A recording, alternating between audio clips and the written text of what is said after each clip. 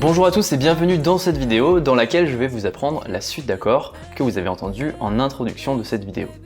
C'est une suite d'accords super sophistiquée avec des gros accords néo-soul et de très belles couleurs qui vont vous permettre de commencer à mettre les doigts sur des accords plus complexes que d'habitude. Cette suite d'accords en plus elle vient d'un morceau de Robert Glasper qui s'appelle Better Than I Imagined, donc une fois que vous la connaîtrez, vous pourrez en plus jouer par-dessus ce morceau. Je vous fais écouter quelques secondes le couplet du morceau avec les accords par-dessus et on l'apprend dans un instant.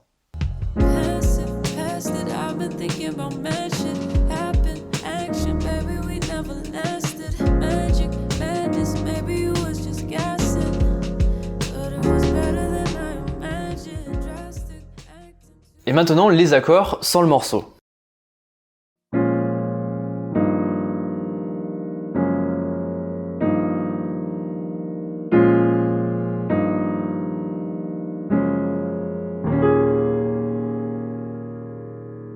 Ok, vous pouvez entendre qu'on a ici des accords très intéressants, avec des voicings, des positions d'accords donc, assez recherchés.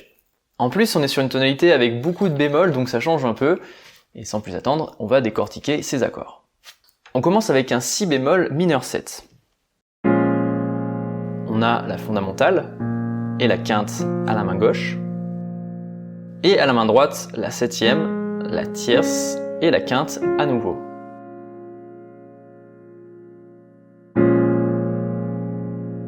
Ensuite, on a un mi bémol maj 9.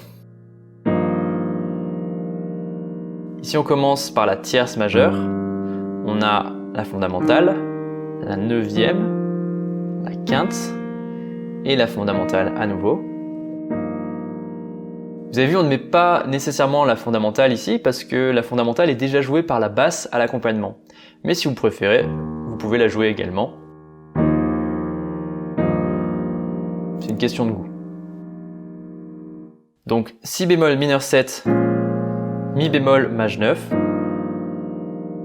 Accord suivant, on a un sol bémol maj 9.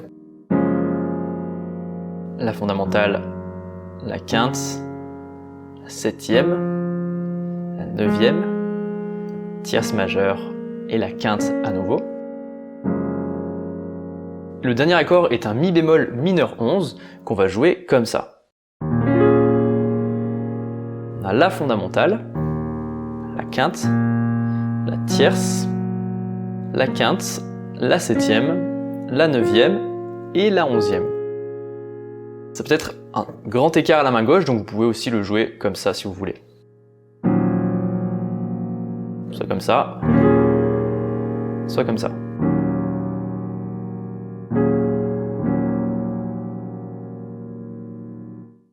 Ok, c'est intéressant. Et vous pouvez entendre que ces accords ont un son très moderne, à la fois parce qu'ils utilisent des extensions d'accords, les 9e et 11e, mais également parce qu'ils ont des positions sur le piano qui sont assez recherchées. Par exemple, quand on voit un si mineur 7 dans une grille d'accords, en général on va le chercher dans sa position la plus simple, qui serait celle-ci.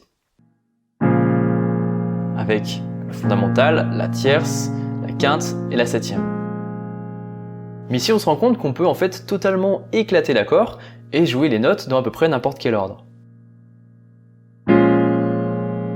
Dans ce morceau, il le joue comme ça. Vous voyez? Mais on pourrait aussi bien le jouer comme ça, par exemple. Et c'est pour ça que je vous mets au-dessus des notes, je vous parle de tierce, de quinte, de septième, parce que là, ça peut vous sembler un peu complexe, mais c'est un bon réflexe à prendre, d'identifier quelles notes font partie de quels accords, parce qu'après, vous pouvez en faire un peu ce que vous voulez, vous pouvez les jouer n'importe où sur le clavier.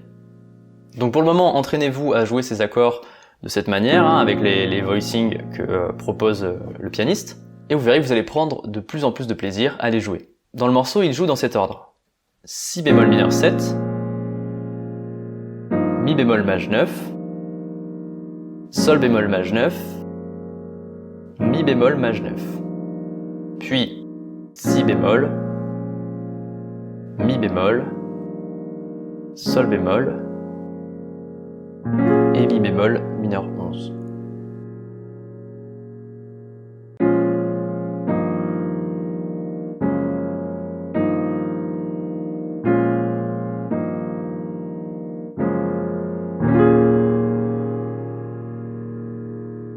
Si vous voulez jouer par-dessus le morceau, il y a une petite mélodie qui fait comme ça.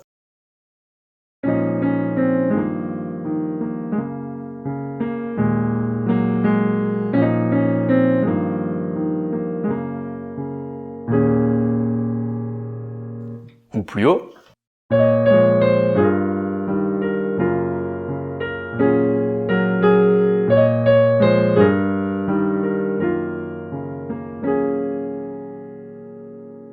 Ça c'est vraiment en bonus si vous voulez jouer tout le morceau avec les mélodies.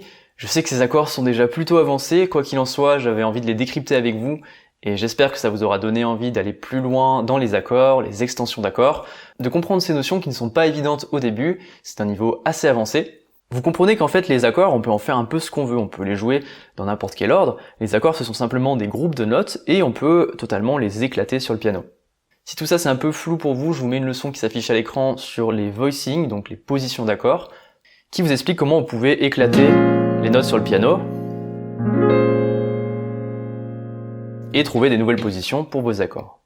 Si ça vous a intéressé mais que c'était peut-être un chouïa trop compliqué, je vous propose une leçon beaucoup plus accessible dans cette logique d'apprentissage des accords. Ça s'appelle Devenez un pianiste autonome. C'est une séance complète que vous pouvez faire et refaire à la maison pour apprendre des morceaux en totale autonomie et avoir un cap, une direction claire pour apprendre en autonomie, même si vous ne savez pas par où commencer. C'est gratuit et c'est en description de la vidéo. Merci d'avoir suivi cette vidéo et on se retrouve très bientôt pour une prochaine.